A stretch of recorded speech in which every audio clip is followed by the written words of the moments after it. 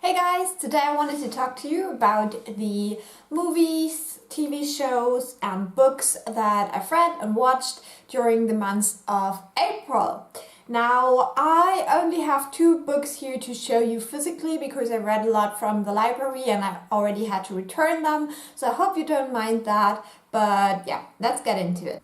Now, I had quite a good reading month just because I'm traveling a lot and so I have a lot of time to read. And I want to start from the start. Now, the first thing I wanted to mention briefly is an audiobook. It is called Säkulum. It's a German book that is written by Ursula Poznanski, and it is a story about some teenagers that are basically going to a con where they recreate and play like the medieval times were. So they don't have phones, they don't have anything that wasn't invented back then, no lighters, stuff like that. So this is basically a thriller. It has to do with a ghost story, and then some weird things start happening which represent stuff that was foreseen with this old legend of a king and his sons that basically killed each other. So this was an interesting one. I didn't really like it too much. I was hoping I would enjoy it more. I really liked the setting, which is very unique. I've never read anything about such a con before, but on the other hand, I felt like the conclusion was a little bit weird and I didn't like the overall message of the book, but it was interesting. I think I gave it around 3 stars. And if you're from Germany and you can listen to this, it is a shortened version, which I really don't like. But I knew that I would never actually read the book because I'm actually not that interested in it. So it was okay for me, and I would recommend it if you're into this kind of medieval thing and thrillers for YA readers. Next, I wanted to talk about Little Nothing by Marisa Silver. This is a book that I received in a moth box. If you don't know what moth box is, it's basically the only book subscription service I'm interested in because you only get books. There's no swag, no, unnecessary bits. I just really want the books. And the books are amazing so far. So this is the one I've read in April, and this is the story of a couple that really want to have a child, but they just can't conceive. So they take a lot of remedies and stuff like that. They go to kind of witches, and then finally one day they get the child. And this is where the book actually starts, with the birth of the child. But the child is actually disfigured. She is very small but very beautiful. And we follow her through her childhood up to the moment when her parents decide that they have to find a way to make her bigger so she can find a husband, because she's so beautiful but she's so small that they are afraid that when they die, because they are an older couple, that she won't have anyone to care for her.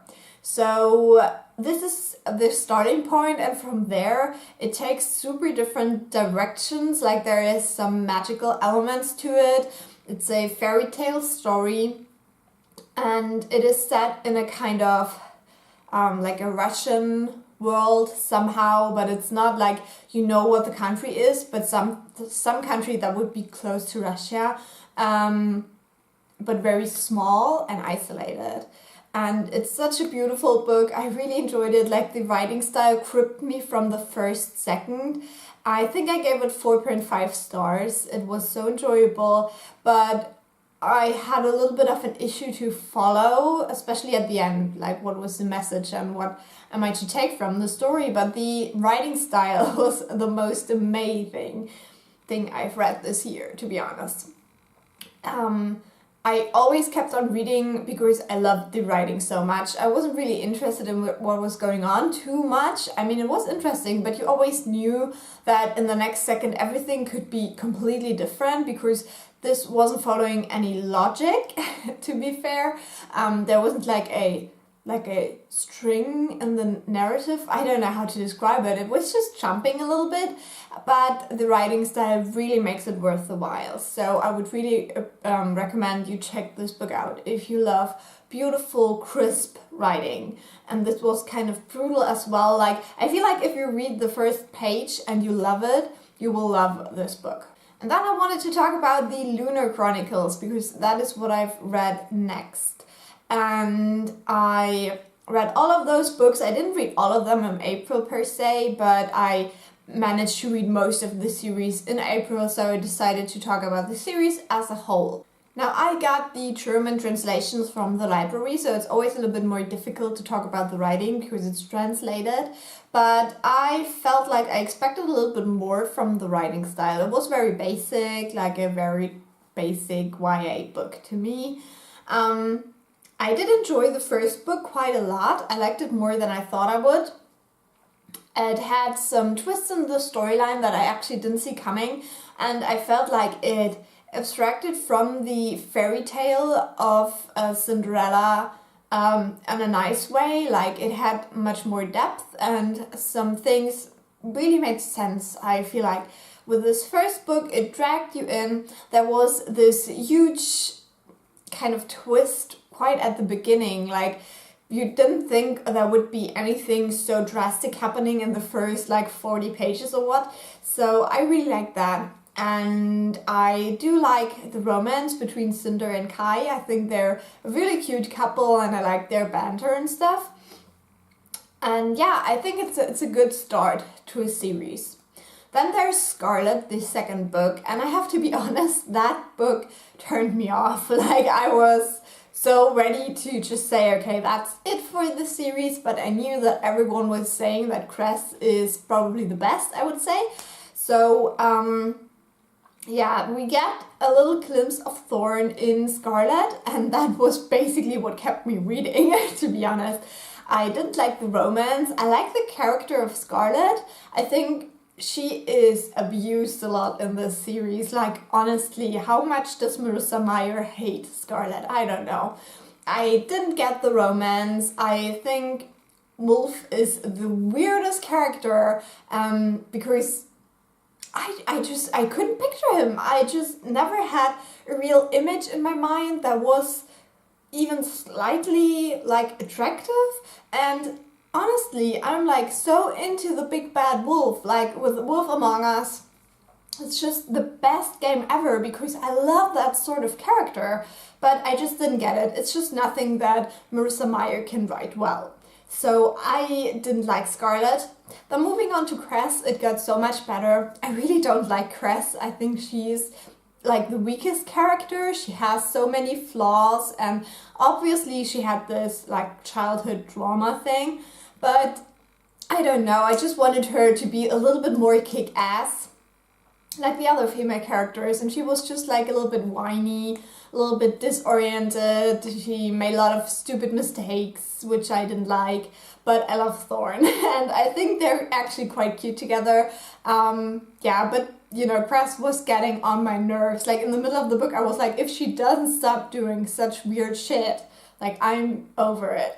So then the last book actually really surprised me. It's a super long book. Like, Winter is so big as a book, but it never got boring. Like, I really liked that Marissa Meyer took the time to build this huge, like, revolutionary thing. Like, if this was like a 300-page book, I feel like it wouldn't have been believable, but in that way I felt like we had a lot of build up, but it was never getting boring. So I really enjoyed the finish of this series, and I think it was very well done. I even like the epilogue style stuff at the end, and I just, yeah, I was happy with the ending, to be honest.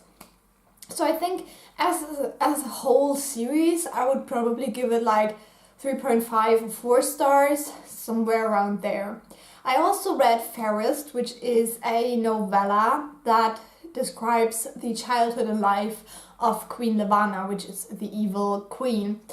and I did not like that. I feel like it sort of wanted to make sense of what she does, but it doesn't. Like, she's still an evil bitch in this series or in this novella, and you don't really see like a different side of her or anything like that. You see that she's always been a crazy bitch, basically. But yeah, she's super creepy in that book and super abusive, and you see that her like whole true love relationship that gets pointed at is really just a very abusive relationship that, yeah, I thought it was so sad for Winter's dad, but yeah, it didn't give me anything more to the series. I just felt like, yeah, I really didn't get anything from that book. So talking about stars, I gave Cinder 3.5 stars, Scarlet 3 stars, and Cress and Winter 4 stars. And Fairest I gave 3 stars as well, like a little bit more like weaker 3 stars. Was still written well and easy to get through and stuff like that, but just very unnecessary, I felt like. So that's my thought on the Lunar Chronicles. If you've read those, which I guess you have, please let me know your thoughts, because I know this is a very well-loved series and I can see why, and I liked especially like the end of the series. I felt like that was very well done. And then the last book I wanted to talk about is an audiobook again, and I don't even know whether it has been translated into English, so I'm not going to talk too much about it. It's by a Swiss author called Alex Capus, and it's about 3 people that actually existed in history. I don't even know whether I've talked about this before, but this is about a man called Felix Bloch, which was a astrophysicist, or no, but some sort of physicist, I'm sorry. And then there is a woman, which was actually the only woman that was executed during the Mussolini times. And then there is 2 artists, basically a father and a son, which went to Troy and important sites like that and helped recover the like ancient stories and stuff like that. So it was very interesting, you know, having a book based on 3 people that actually existed but still being fiction. And I really liked it. I really enjoyed, you know, the knowledge that I got from the book. But what I really didn't like is that there wasn't really an end to it. Like, you have the starting point at a kind of train station, and this is like the only time and place where the 3 main characters could have met, and then you follow their lives from there, but they all lead to different directions and they never meet again. And that feels a little bit weird when you get to the end and you're like, okay, but what's the message? And yeah, I felt like that was a little bit weird. The writing style is gorgeous. There is a lot of knowledge in this book. You can really tell that Alex Capus is a very intelligent person. He knows what he's doing. And so if you're interested in this and there is an English translation, I would recommend it. But just keep in mind that there is a little bit of a lack of story that keeps the 3 stories together. They're very separate, and you change, you know, chapter and chapter and chapter. It's always from a different person's perspective, and you don't really get like a frame to that. But other than that, I felt like it was so interesting to read about these actual people that I've never heard of before, but had very important roles in history. And I especially liked the part about Troy and all these ancient culture things, because that is what I'm most interested in. And yeah, it was just fantastic to learn about this kind of stuff, even though some of it is probably fiction, but you can always find like little details that you can actually, you know, see that they're true, and that's kind of fun. So that was the other audiobook I wanted to talk about. Now moving on to the movies, I don't know whether I've talked about this one last month because I saw it right at the edge between March and April, but it was A Cure for Wellness, which is kind of like a horror movie but without jump scares, which I hate. So Cure for Wellness was very interesting and a very unique movie. Like, I haven't seen a movie like that before, and I very much enjoyed it. I probably wouldn't watch it a second time because it is quite gross.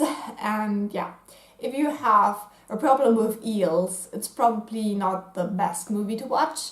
But I felt like the whole atmosphere was gorgeous, and when we went back home we actually realized that part of this, what's the English word? Like this hospital thing where he is, part of that is actually shot very close to where we live in a,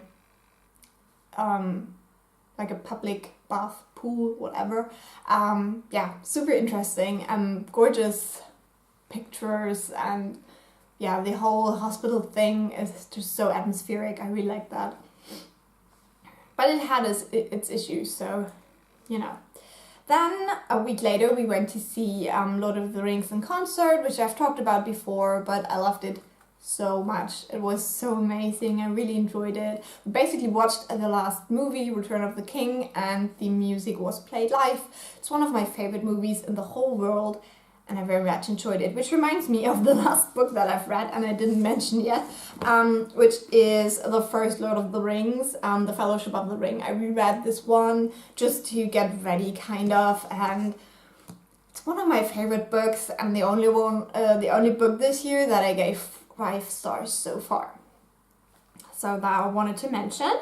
Then the week later we went to see Kong, Skull Island, and that was an interesting movie as well. But comparing it to Godzilla, which is reasonable to compare the two, I prefer Godzilla. I think that movie was a bit better at explaining things, at, you know, hinting at that hidden world that there is somewhere, and I guess this is going to be like a franchise and they're going to explore more of it. So yeah, I preferred Godzilla, but Kong was still fun. Obviously I love Tom Hiddleston, so that was a plus. I really liked that there is a girl character and she's never questioned in that sense. Like, they accept her as a member of the crew, and actually the character Tom Hiddleston plays, he always involves her, and he's never like, no, you're the girl, you have to stay behind so I can save you, anything like that. No, he always takes her along, and I really like that about this movie. So there is no like, you know, like this macho is what we say, so like, yeah, I don't know, but that was something I really enjoyed about the movie. But as I said, for the whole franchise thing, I still prefer Godzilla. And then again a week later we went to see Wolverine, or Logan, the last Wolverine movie, and I loved it so much. Like, I'm a huge fan of Wolverine, and this movie really broke my heart. Like, I sat there sobbing at the end. So I guess for fans it's a great movie. I don't know whether I would have enjoyed it if it wasn't for Wolverine, but yeah, I really liked it. I think it's so good. And I love Hugh Jackman as Wolverine. He will always be my Wolverine. And then that was the movies I've watched. So for TV shows, I finished Land Girls, but I don't know whether I will talk about that next month again. But basically Land Girls is a British series that I really enjoyed. I think it's very addictive, there's a lot of drama and stuff, but it's very enjoyable. So if you haven't seen it, it's on Netflix, at least in my country, so it's really good. Very short, it's only 3 seasons with 5 episodes each, so yeah.